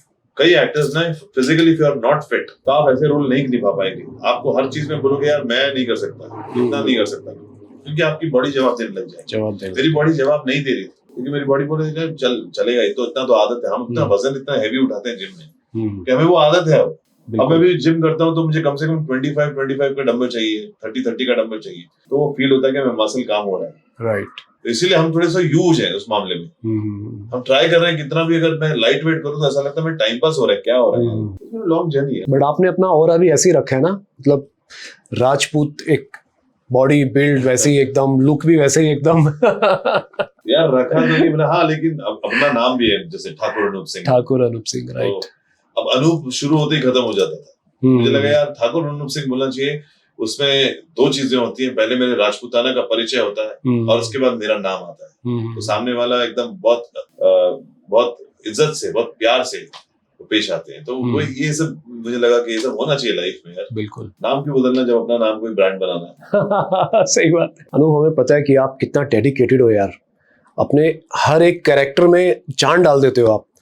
तो ये जो फिल्म है छत्रपति संभाजी महाराज, ये हिंदी और मराठी दोनों में रिलीज हो रही है, तो मराठी भी आपने खुद से ही बोली है? हाँ बिल्कुल, बिकॉज पैदाइशी बॉम्बे की थी। वैसे तो टूटी फूटी मराठी बचपन से हमेशा देखते आए हैं, मतलब बोलते हुए लोगों को, तो हम भी थोड़ी बहुत टूटी फूटी मराठी बोल लेते थे। लेकिन इतनी शुद्ध मराठी के लिए भी प्रिपेयर करना पड़ता था, बिकॉज स्क्रिप्ट में ऐसे ऐसे डायलॉग्स हैं जो 1600 काल के 1650-1600 की जो टाइम की जो हुआ है जब ये सब, तब की ये मराठी बहुत स्पष्ट और बहुत ही डिफाइंड मराठी होती थी उस टाइम की। जैसे शुद्ध हिंदी होती थी ना रामायण काल में, वैसा एक शुद्ध मराठी का ये टिपिकल मराठी। हाँ, अरे, और उच्चारण एकदम स्पष्ट रहना चाहिए। अब कहीं ना कहीं मैं हमेशा से सोचता था कि ऑडियंस को ये ना समझ लगे कि ये एक मराठी नहीं बोल पाते, ये तो साउथ में भी काम करते थे, ये कैसे ही मराठी। तर काही लोकांना माहित आहे की मी मराठी पण अगदी बरोबर बोलू शकतो, आणि हे ह्याच्यामुळे शक्य झालंय की काही हा चित्रपटच एवढा सुंदर आणि एवढं विशालकाय आणि एवढं मोठं सौभाग्य माझ्यासाठी की मी मराठी शिकून गेलो। मतलब मेरा बोलने का मतलब ये था कि मेरे लिए बहुत बड़ा सौभाग्य था, और इन लोगों को पता नहीं कि मैं मराठी बोल सकता हूँ और इसलिए मैंने मराठी बोल दिया। नहीं, अच्छा किया। यार ये भी तो है। अच्छा, आपने वो साउथ के जो हीरो है सूर्या जी, उनके उनके साथ भी आपने सिंघम 3 फिल्म की है, तो साउथ इंडियन भी बोली आपने? हाँ, तमिल सीखी उस फिल्म के लिए, तमिल में अपनी आवाज डब करी। अच्छा। और बाकायदा 12-12 घंटे खड़े रह के डबिंग, मैंने दिवाली के टाइम पे नई घर जाके मैंने डबिंग करी है वो। और मैं बहुत बहुत शुक्रिया करना चाहता हूँ डायरेक्टर हरी जी का, जिन्होंने मेरी आवाज रखी। कई बार क्या हो जाता है ना, हम डबिंग करते हैं, अपना सब करके आते हैं, बेस्ट सब करके आते हैं, फिर भी आपको बताए बिना आपकी आवाज बदल देते हैं चुपचाप। हाँ राइट, ये होता है, डबिंग एक्टर ले आते हैं और दिल दुखता है, क्योंकि आपने 12-12 घंटे 3-3 दिन आपने खड़े रहकर जो मेहनत करी है एक ऑडियंस को अपील करने की। मेरी ऐसी सोच थी। कई बार ऐसा भी होता है ना कि एक्टर परफॉर्मेंस तो आपने क्या कमाल की की यार, एक्टिंग तो यार कमाल की है, आवाज क्या हो गया, आवाज को क्या हो गया। डर से मैं अपनी आवाज रजिस्टर करना चाहता था।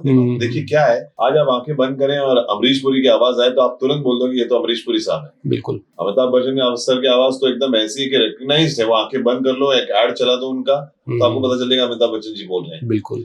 मेरे मन में ऐसी इच्छा थी कि साउथ में अगर मैं काम भी करूं, जैसे तमिल फिल्म इंडस्ट्री हो, तेलुगु हो या कन्नड़ा फिल्म इंडस्ट्री, अपनी आवाज को डबिंग ऐसे करूं ताकि अगर आवाज कोई वहां का लोकलाइट भी अगर अपनी आंखें बंद करे तो उसे आवाज मेरी सुनाई दे और रजिस्टर हो कि अनूप सिंह।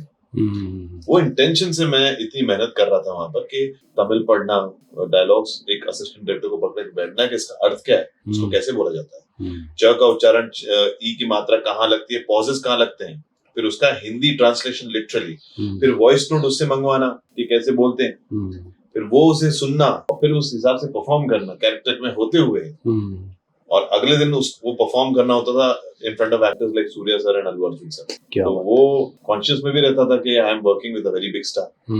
सीखना भी है, मेरे आइडल रह चुके हैं ये सारे लोग तो, because they are so well established. सीखना है, तलब है, लेकिन ये भी दिखाना है कि मैं भी बोल के दिखा सकता हूँ। बिल्कुल। और जब मैं बोलता था तो उन लोगों का एप्रिसिएशन मिलता था कि यार ट्राई कर रहा है बच्चा ट्राई कर रहा है उस चीज के लिए वहां पर, बिकॉज लैंग्वेज को लेकर बहुत सेंटिमेंटल वैल्यू है वहां पर। तो अब आप ये समझ लीजिए कि अगर हम ब्रैड पिट को पंजाब बुला के थोड़ी बहुत वो टूटी फूटी पंजाबी बोल रहे हैं ना, तो आपको प्यार हो जाएगा। आप बोलोगे यार अटेंड कर रहा है, आप हंसोगे नहीं उसको। बिल्कुल। आप बोलोगे वाह इन्होंने इतना 4 शब्द बोले, वही बहुत बड़ी बात है। राइट। तो वो मुझे वहां पर रिस्पेक्ट। तो लैंग्वेज को बहुत प्यार करते हैं वो अपनी लैंग्वेज को। और ये मेरे बारे में एक मुझे अच्छी लगी क्वालिटी, मुझे पता चली विद टाइम कि मैं भी मल्टीलिंग्विस्टिक इंसान हूँ। उसका मतलब मुझे अलग अलग लैंग्वेजेस, भाषा सीखने का शौक था। तो ये मुझे पता नहीं था जब तक मैं एक्टर नहीं बना। एज एक्टर ना आप अपने आप को ये नहीं बोल सकते हो कि मैं ये भाषा नहीं जानता तो मैं कैसे करूंगा, फिर आपका प्रॉब्लम है। बिल्कुल। फिर आप काम मांगने नहीं जा सकते वहां पर। तो ये सवाल मेरे पास भी आया ना मेरे ऊपर, मैंने पूछा यार मेरे को एक काम करना है इस फिल्म में, भाषा अगर बैरियर है तो सीखूंगा, टूटी फूटी बोलूंगा, कोई डबिंग करूंगा अपनी आवाज में, और नहीं होगा तो लास्ट मिनट में कोई और डबिंग आर्टिस्ट आके करेगा। कम से कम लिपसिंग तो मैच हो। लिपसिंग मैच करने के लिए भी आपको बाहर करना पड़ता है। बिल्कुल। यू कांट से कि मैं 1 2 3 4 बोलूंगा और वो उस पे कर देगा, नहीं होता है। वो पुराना कॉन्सेप्ट, आपका एक्सप्रेशन ही नहीं आएगा यार, एक्सप्रेशन ही नहीं आएगा। तो it is very difficult to get through. एक तो, और अगर अंदर जाने के गए आप तो 200 यूनिट है, 200 लोगों की यूनिट है, वो आपको ऐसे देख रहे हैं कि अभी क्या बोलेगा और आपके मुंह से शब्द नहीं निकल रहे। कितनी एम्बैरेसिंग सिचुएशन होगी। सीरियसली ये बोले एक्टर बनने आया हमारे पास, सही में कैसे फिल्में करनी और एक डायलॉग नहीं बोल पा रहा। ये हिंदी, ये ऐसे ही लोग सोचते हैं ना कि बॉम्बे के हैं ये लोग, वहां के लोग हैं, इनको क्या ये बोल पाएंगे नहीं बोल पाएंगे, सब स्टाइल मारते, ऐसे सब एक धारणा है। मैं जब नया नया मुंबई आया था वैसे ही कुछ किस्सा हुआ था मेरे साथ। दीदियां एक भोजपुरी सीरियल आता था, काफी अच्छा फेमस सीरियल था। तो अब मेरी हाइट वाइट देखकर सब इंस्पेक्टर का रोल दे दिया मुझे, और भोजपुरी मुझे बोलनी आती नहीं थी बिल्कुल भी। तो मैंने बोला डायरेक्टर को, मैंने कहा सर मुझे नहीं आते। अरे तू कर लेगा। मैंने कहा मुझे टाइम दो, और डेली सोप आपको पता है चट मंगनी पट भया, वो वाला हिसाब होता है, ऑन द स्पॉट, और डायलॉग्स भी ऑन द स्पॉट। वो ऑन द स्पॉट ही सब लिखे जाते हैं। तो वहां से मैंने वो लैंग्वेज सीखी। फिर चाहे एकदम से बुलवाते थे वो, लेकिन धीरे धीरे वो लैंग्वेज पंजाबी बोल लेता हूँ। पंजाबी तो आप बोलते हैं। मैं ओथेलो एक प्ले कर रहा था, ओथेलो शेक्सपियर का एक, तो उसमें एक डायलॉग था। तो मुझे बड़ा मन करता है, मतलब आप जब बैठे हो ना तो मेरा मन कर रहा है कि वैसे डायलॉग थोड़ा एक दो हम बोले आपस में। तो आप पहले बोल कर दिखाओ कुछ। क्या बोले हम डायलॉग? कोई भी एक डायलॉग आपका, आपकी फिल्म का या मूवी का है, कोई ऐसा। ऐसे तो अभी अचानक से ऐसे हो गई ना कि आपको गाना गा तो गाना याद थोड़ी आता। ऐसी बात हो गई। डायलॉग्स मेरे को सब तमिल, तेलुगु और वो कन्नड़ा। अच्छा, परशुराम का कोई डायलॉग याद हो? हाँ, परशुराम के है ना, क्षत्रवीर अर्जुन ये तूने क्या किया, राजा तो प्रजा का पालनहार होता है और तू अपनी शक्ति और घमंड में अपनी ही प्रजा का संहारक बन बैठा। तुझे अपने आप पर इतना अभिमान कि तू मेरे ही पिता का हत्यारा बन बैठा। फिर वो प्रतिज्ञा आते हैं, प्रतिशोध लूंगा मैं अपने पिता की हत्या का। कर्तवीर अर्जुन, मेरे पिता की हत्या का बदला केवल तू ही नहीं, समस्त क्षत्रिय समाज चुकाएगा। क्षत्रिय अपने आप को शूरवीर योद्धा समझते हैं, तो आज इस पृथ्वी पर उपस्थित सभी क्षत्रिय सुन लें, मैं जमदग्नि ऋषि पुत्र परशुराम अपने मृत पिता की शपथ लेकर आज ये प्रतिज्ञा करता हूं कि जब तक अपने मृत पिता की इस हत्या का बदला न ले लूंगा, मैं अपने पिता का अस्थि विसर्जन नहीं करूंगा। ये मेरा फरशा तब तक चलेगा जब तक इस पृथ्वी से संपूर्ण क्षत्रियों का अस्तित्व समाप्त नहीं हो जाता। ये मेरी अखंड प्रतिज्ञा है। माय गुडनेस, क्या बात है, क्या बात है। Well done, well done. 12 साल बाद वो मोनोलॉग सीरियसली मैं इसलिए देख नहीं पा रहा था कहीं और। मैंने ये अपने वाले शो का ही डायलॉग है क्या? शो के जो परशुराम प्रतिज्ञा, सीरियसली ये 2011 माय गॉड 2011 जो फाइट हुई थी हमारे और आपके बीच। ओ फाइट के जस्ट पहले हाँ, जब वो बाल हनुमान बताते हैं कि परशुराम जी क्यों इतने भड़के हुए हैं, तो उनकी लाइफ में जब उनके पिताजी की हत्या करके गौ माता को उठा के लेके जाते हैं, तो ये प्रतिज्ञा बोली थी मैंने। क्या बात है, क्या बात है, एकदम क्या एज इट इज बोल दिया आपने यार। इस प्रोसेस के साथ याद है मुझे। मेरे अंदर ना मेरे वो बैकग्राउंड म्यूजिक भी चल रहा था, टन टन टन टन सब है यार। बहुत बढ़िया, बहुत बढ़िया। अब आपका हो जाए डायलॉग। मुझे एक्चुअली याद नहीं है कुछ भी।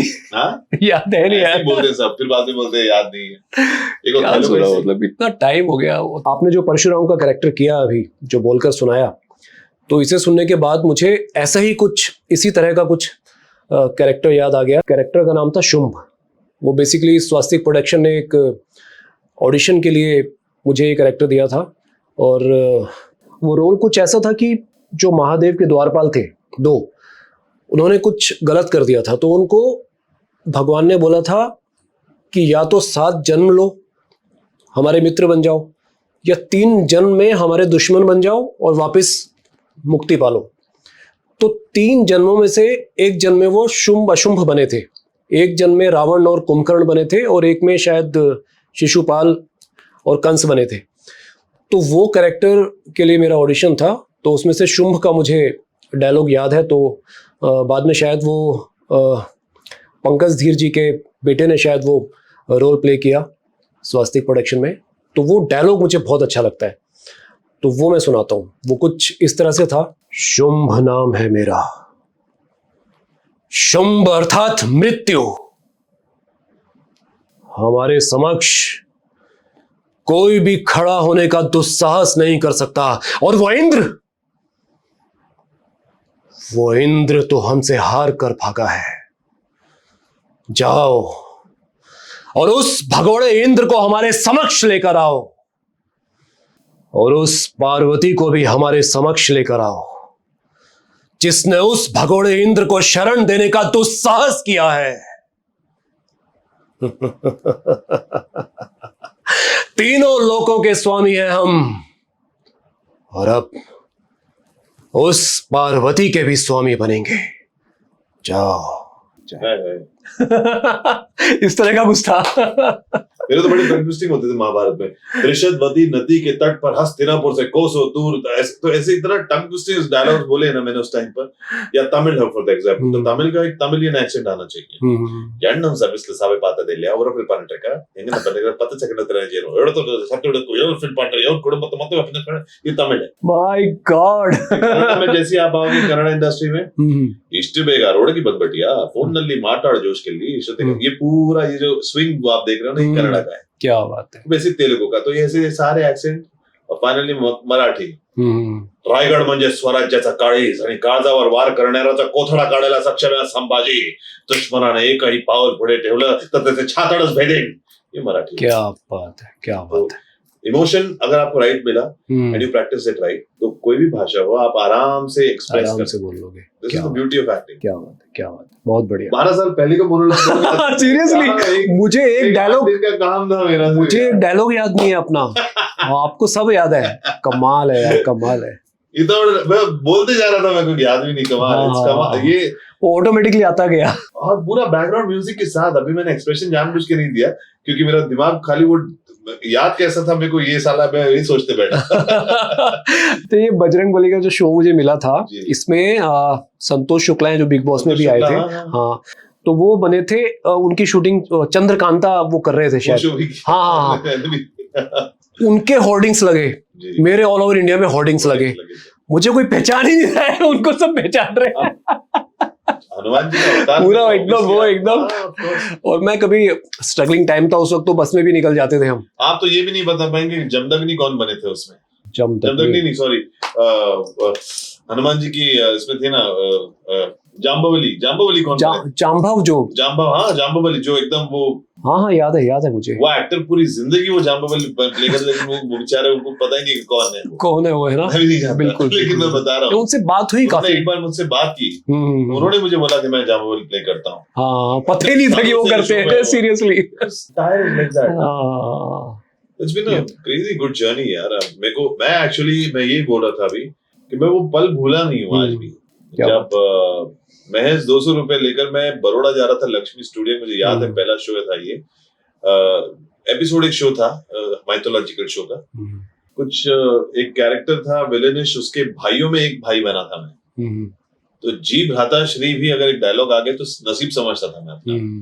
तो जी भ्राता श्री को ऐसा प्रैक्टिस करता था, इतना ओवरडू करता था कि कैमरा ऑन होते ही, लाइट्स देखते ही जी भाभीश्री या बाबा ऐसे निकल जाता था कुछ, तो मुंह से समझ में नहीं आ रहा कि मैं इतना कॉन्शियस हो जाता था। अब वो मुझे पल आज भी याद है। कहीं ना कहीं ऐसा लगता है कि आज अगर मुझे थोड़ी बहुत इरिटेशन होती है कि यार वैनिटी में अगर मैं बैठा हूँ अपनी, तो मुझे यार ये नहीं मिला, या शॉट के लिए रुकाया जाता है तो होता है ना एक जनरल इरिटेशन होती है कि मुझे परफॉर्म करना है, क्यों नहीं। बिल्कुल। तो उस टाइम पे मैं सोचता हूँ कि तुम भूलना मत, तू कहाँ से आया है, राइट। सही बात। वो दिन थे, वो आपको याद दिलाते हैं, वो आपको कभी नहीं भूलना चाहिए कि आप कहाँ से आए। अगर वो दिन याद करोगे तो आज ये जन्नत लगेगी। बिल्कुल सही बात। और उस हिसाब से मैं आज भी धन्यवाद देता हूँ कि जो सच में हमने अपनी पहली शुरुआत जहाँ से करी थी, ये डायलॉग्स जो मुझे याद है, ये उसका प्रमाण है कि मैं भूला नहीं हूँ अपनी चीजों को, भूले नहीं हो, वो एक्सपीरियंसेस नहीं भूला मैं।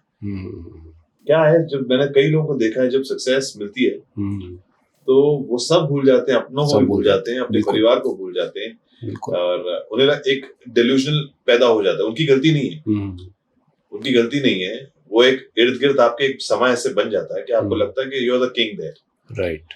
बट जब उस मुकाम से गिरते हो तब आपको रियलाइज होता है कि आप एक्चुअली कहाँ से आप आए थे। तो मैं वो चीज मैं गिरना नहीं चाहता कभी, इसीलिए मैं वो चीज को पकड़ के चल रहा हूँ। नहीं, आप में वो क्वालिटी है कि आप अपनी जड़ों को हमेशा याद रखते हो। संघर्ष जो हमने किया है ना, हाँ। अपने टाइम में, आपने भी अपनी जिंदगी में संघर्ष किया है बहुत, पर वो जो एक्टिंग प्रोसेस, ऑडिशन का प्रोसेस और वो रिजेक्शन का प्रोसेस, जो संघर्ष होता है ना, वो बहुत क्लोजली बारीकी से आज भी मैं याद करता हूँ अपने आप को, और धन्यवाद देता हूँ। बीइंग ग्रेटफुल इसको बोलते हैं, राइट। अगर सिंपल सी बात है, अभी आप एसी गाड़ी में बैठे हो, सिग्नल पे हो, और आप झाड़ रहे हो किसी को फोन पे कोई काम की वजह से, और आपको लग रहा है जिंदगी में कुछ सही नहीं हो रहा है, और अचानक से मैंने बाहर देखा तो सड़क की उसी नुक्कड़ पे कुछ नग्न बच्चे जो सड़क पे ही रहते हैं, कड़क धूप में, वो लोग एंजॉय कर रहे हैं, मस्ती में, वो लोग भूल गए कि, तो मैं बोला यार अपनी प्रॉब्लम बहुत छोटी लगने लगती है। बिल्कुल सही बात है। तो I have immense of visual experiences जो मैं अपने साथ लेकर चलता हूँ। जितना समय आप अकेले बिताएंगे ना, उतना ही सारी चीजें दिमाग से आएंगी, बोलते हैं। सही बात। अक्सर हम जाने अनजाने में लोगों के साथ इतना टाइम स्पेंड कर लेते हैं कि कहीं ना कहीं हम उनके ओपिनियंस के हिसाब से अपनी जिंदगी खुद को ही भूल जाते हैं। अगर आप किसी के साथ हो तो कोई बोलता है कि आपको तुझे ये करना चाहिए, अब आप वो थॉट लेके जाते हो, जाने अनजाने में आप वही कर रहे होते जो सामने वाला बोला है। तो आई स्टार्टेड ट्रैवलिंग सोलो। मैं अकेले जाता हूँ सोलो ट्रैवल पे, ना फोन होते हैं ना कुछ होते हैं। वहां पे 10 दिन अकेले अपने साथ बिताता हूँ। जहां मन मर्जी की हुआ वहां सो गया, जहां मन किया उठा सो गया, खाना खाया, सन देख रहा हूँ। वरना फोन रहता तो हम पूरा टाइम, कितनी भी सुंदर नजारा हो, हम इंस्टाग्राम रील और ये चलता रहता है यार। It's very irritating. लोग बोलते ना कि आई एम वेरी लोनली, यार you should be loner by choice. खुद को जानोगे पहले तभी तो आजू बाजू की क्या हो रहा है वो जान पाओ। सही बात है। Stay alone and focus on yourself.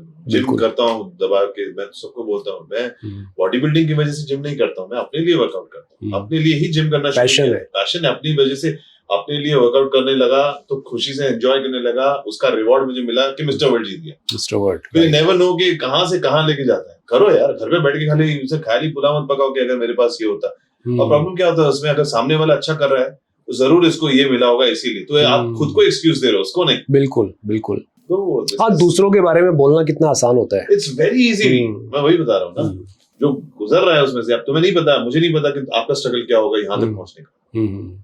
अगर मैं कोई रैंडम आदमी हूँ तो बहुत इजी मेरे लिए बोलना कि हाँ ये कर दिया, वो कर रहा है, ये पॉडकास्ट कर रहा है, हाँ ये वो करके ना, और मुझे पता है कि किन परिस्थितियों से आप आए और आपको पता है। So it's very easy to judge, and social media is nowadays is all fun and just trolling and stuff. 1 minute reel. But मुझे where there is so much to appreciate, right, we avoid that, and we only ruin things by just putting it down.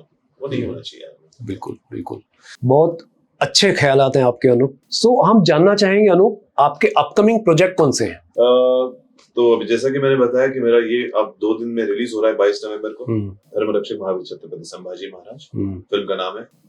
Marathi में release हो रहा है and bye 29 Hindi में भी आ जाएगा audience के लिए। तो वो लोग आप हिंदी में भी फुल फ्लेज्ड देख पाएंगे, और मराठी में भी अगर आप देखो तो कोई प्रॉब्लम नहीं है, उसमें तो इंग्लिश सबटाइटल्स भी हैं। यार अगर कोरियन फिल्में देख सकते हैं, कोरियन देख सकते हैं तो ये तो अपने देश की लैंग्वेज है। 100% देखना चाहिए। बिल्कुल बिल्कुल। इसके बाद एक फिल्म है यार, इट्स कॉल्ड कंट्रोल करके एक फिल्म है जिसमें I am playing a major, an army officer। Okay, वो भी फिल्म बनके तैयार है। There's another film called as Romeo is 3, वो भी बनके तैयार है। So there are 2 big films which are expected to release next year, जल्दी। अभी तो पूरा फोकस छत्रपति संभाजी महाराज का, ये पार्ट 1 है बाय द वे। अब ये पार्ट 2 की शूटिंग करनी है मुझे आने वाले साल में। Okay, so that will release next year, क्योंकि part 1 is all about Chhatrapati Sambhaji Maharaj के जन्म से लेकर मुरुड जंजीरा किला ऑलमोस्ट जो उन्होंने जीता था छत्रपति बनने के बाद, और part 2 is all about the politics and the war with Aurangzeb and with all those forces from Portuguese, from Britishers, from Siddis. कैसे महाराज अकेले एक साथ 5 बड़े-बड़े फोर्सेस के साथ लड़ रहे हैं, कैसे महाराज को डिसीटफुली पकड़ा गया, कैसे टॉर्चर किया गया, और फिर भी उनकी लीगेसी कैसे आगे लिव ऑन कर गई। वो एक इंस्पिरेशनल स्टोरी है, वो पार्ट 2 में है। मतलब आप बाहुबली को भुला दोगे। बाहुबली ऐसी चीज है जो राजामौली सर ने थप्पा दे दिया है कि यार चाहे तो नहीं भूल सकते। अरे राजामौली सर तो मतलब उनके साथ भी मेरा सपना था, बिकॉज जब बाहुबली की कास्टिंग हो रही थी तब मैं हैदराबाद के बड़े चक्कर लगा रहा था उस टाइम पर। महाभारत की जस्ट बाद मैं हैदराबाद बहुत घूम रहा था, सारे प्रोडक्शन हाउसेस के दरवाजे खटखटा रहा था। उस वक्त वहां पर 2 ही डायरेक्टर्स के नाम मुझे पता थे, एक राजामौली सर बिकॉज वो बाहुबली बना रहे थे, और एक पुरी जगन्नाथ सर है। अच्छा, पुरी जगन्नाथ जी ने वांटेड का ओरिजिनल वर्जन लिखा था पोखरी करके महेश बाबू के साथ। फिर बुड्ढा होगा तेरा बाप करके एक फिल्म आई थी श्री अमिताभ बच्चन सर की, उन्होंने वो डायरेक्ट करी थी। और अभी लाइगर एक फिल्म आई थी विजय देवरकोंडा की, वो उन्होंने डायरेक्ट करी थी। वो 2 ही मुझे व्यक्ति पता थे। अच्छा देखिए कैसे मैनिफेस्टेशन काम करता है, ये वहां मुझे पहली बार पता चला जिंदगी में। मैनिफेस्टेशन नाम की कोई चीज भी होती है, वो मुझे वहां पता चला। परेशान ढूंढ के परेशान, मिल नहीं रहा है कोई, क्या है क्या नहीं। फिर किसी ने बताया, एक लोकल वहां के मैनेजर ने, कि एल्यूमिनियम फैक्ट्री करके एक जगह है तो वहां पर जूनियर एनटीआर जी शूट कर रहे हैं टेम्पर फिल्म की, तो वहां जाइए, वहां पे पुरी जगन्नाथ सर मिलेंगे। मैं जानता नहीं चेहरे से कौन है पुरी जगन्नाथ। तो मैं गया, शूटिंग जहां हो रही है वहां क्राउड में खड़ा हूं मैं, अपना बस्तर लेकर और हाथ में पोर्टफोलियो लेकर खड़ा हूं, उसी क्राउड में देख रहा हूं मैं कहाँ है। मैंने जूनियर एनटीआर सर को देखा, वो शूट कर रहे हैं।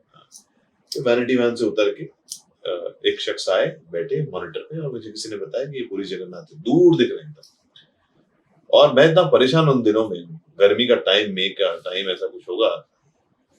मैंने बोला ये साल भर में ना ये व्यक्ति मुझे डायरेक्ट करेगा, देखना। तो ऐसे ही मैंने जनरली बोला अपने सर, 1 साल बाद एक पुरी जगन्नाथ सर की फिल्म मैंने साइन की रोक करके, और उसकी शूटिंग फर्स्ट मेरा जो शॉट था वो उसी जगह पे था, एल्यूमिनियम फैक्ट्री के, जहां पर शूट कर रहे हैं। वहां पे क्राउड था जो देखने आया था, और मैं शूट कर रहा हूँ और वो क्राउड को देख रहा हूँ बहुत देर तक। ऐसा लगा जैसे मैंने अपने आप को देखा 1 साल पहले। राइट, क्योंकि वहां खड़े होके आपने इसको मैनिफेस्ट किया था। आदमी डायरेक्ट करेगा मुझे, और वो हुआ ही एग्जैक्ट 1 साल के बाद। वो कैसे हुआ, दैट्स अनदर स्टोरी। क्या बात है, क्या बात है। बहुत फॉलो किया उनको मैंने। गोवा में जहाँ शूट कर रहे थे, गोवा पहुंचा, वहां पे अपना पोर्टफोलियो बताया, फाइनली अपने मिस्टर वर्ल्ड का वीडियो बताया। तो बोला सर महाभारत किया है और मिस्टर वर्ल्ड बनाओ, ये मेरा पोर्टफोलियो है, इसके आगे मुझे कुछ नहीं आता, पर मैं करने को तैयार हूँ, तेलुगु सीखने को तैयार हूँ, चांस चाहिए। यार आपके और लाइन में कितने मैनिफेस्टेशन है ये बता दो आप।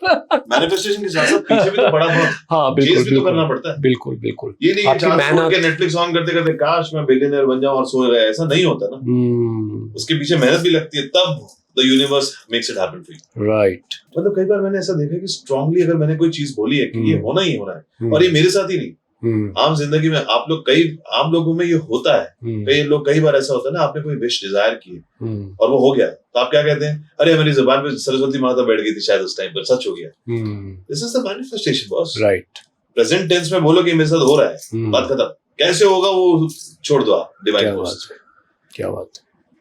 हर फिल्म छत्रपति संभाजी महाराज का रोल हो, मन में जेन्युइनली सोचा यार मेरे को इनका वंशज बनना है, मेरे को आई वांट टू एक्सपीरियंस कैसे क्या होता होगा वंशज।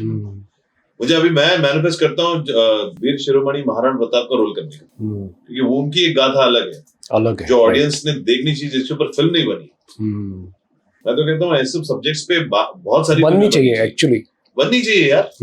अपने इंडिया में अगर अनसंग वॉरियर्स इतने हैं ना, एक दुर्गादास राठौड़ करके एक वॉरियर जो औरंगजेब के अगेंस्ट राजपूतों की तरफ से लड़े थे, अरे शानदार, वो भी एक फाइटर वॉरियर, उनके ऊपर फिल्म नहीं बनी। पता लगना चाहिए एक्चुअली। संताजी घोरपड़े एक छत्रपति शिवराय के कैंप के थे, अरे 8 घंटे में कुछ महज उन्होंने आगरा से पूना तक अपना घोड़ा दौड़ा के, ऐसा कुछ मैंने वेगली सुना है, may be wrong with my exact timing, but continuously 10 घंटे के अंदर उन्होंने पूना पहुंचाया अपना घोड़ा all the way to from the north. क्या बात है, क्या बात है यार, ऐसे शूरों सूरमाओं का थोड़ा सा होना चाहिए। बड़े बड़े वॉरियर रहे हैं हमारे देश में। अरे मतलब मैं आपको क्या बताऊं, मैं ये सब स्टोरीज करने के लिए ऐसा उत्सुक हूं, अपनी लाइफ टाइम में मैं ये सारी कहानियां करना चाहता हूं। क्या बात है। एक्शन, लाइव एक्शंस, और लोग ना सिर्फ घरों में अपने फोटो लगाने से या प्रतिमाओं की खाली पूजा करने से महाराज अपने नहीं हो सकते। बिल्कुल। उनकी जो क्वालिटीज हैं, उनकी जो फिलोसफीज हैं, वो अपने जिंदगी में हमें आत्मसात करनी चाहिए, वो अपने जिंदगी में लाना चाहिए वो क्वालिटीज, तो उसका महत्व है। तो महत्व है, बिल्कुल सही बात। आप कहने के लिए पूजा करें और फिर कुछ और उल्टा ही करें उसका, how can you be right. वो मैंने जानी इस प्रिपरेशन के दौरान यार। मैंने अपने आर्ट के प्रति तो मुझे बहुत प्यार है ही, जब कैरेक्टर प्रिपरेशन करने को मिलता है तो एक अलग किक मिलता है, बिकॉज आप अपनी जिंदगी नहीं जी रहे होते। अपनी जिंदगी अगर जीने जाओ तो बोरिंग लगती है, बोरिंग है, राइट, मोनोटोनस है तो है। जिम जाना है, जिम से घर आना है, थोड़ा सा घर के देखने, खर्चे देखने, परेशान नहीं है, फिर कल ये करना है, कल वहां जाना है, कल इनको मिलना है, अगर ये काम हुआ तो ये काम नहीं हुआ, तो इसी पर पूरा जिंदगी चल रही है। पर जैसे आप एक कैरेक्टर प्ले करते हैं, अलग ही, आप एक दूसरी दुनिया के एक कैरेक्टर को प्ले कर रहे हैं, आप वो जिंदगी जी रहे हैं सच में, where everything is given to you, कि ये स्क्रिप्ट्स हैं, ये डायलॉग्स हैं और एम्बियंस है। और जब मैं महाराज का वो अंगरखा पहनता था, जीरो टॉप पहनता था, तलवार लेके चलता था और वो इतना बड़ा राज दरबार देखता था, कैमरा कहीं दूर छुप जाता था, वाइड एंगल है तो अब आपको ये सामने आपके पेरिफेरल व्यू में आपको सिर्फ इतने सब कुछ दिख रहा है। माय गुडनेस, आप कैसे नहीं ट्रांसफॉर्म होगे उस character. Magic happens on the set बोलते हैं ना, ये वो चीज है। और एक एक्टर की जिंदगी में ये हो सकता है, सीधी बात है, इसीलिए तो। और acting is full time job तो है ही। जब आप एक्टिंग नहीं कर रहे हो ना कैमरा के सामने, तब भी आप एक जॉब कर रहे हो, बिकॉज एक एक्टर का जॉब खाली कैमरा पे नहीं खत्म होता। जब आपका पैकअप होता है उसके बाद भी you have to keep on working on yourself. देखो आप ऐसे बैठकर बोल रहे हैं, मुझे सीरियसली ऐसा लग रहा है जैसे छत्रपति संभाजी महाराज बोल रहे हैं। सीरियसली जाते नहीं वो छोड़ के, महाराज के साथ है। बिल्कुल, मुझे ऐसा लगता है अभी तक गए नहीं है, बिकॉज पार्ट 2 भी तो है ना।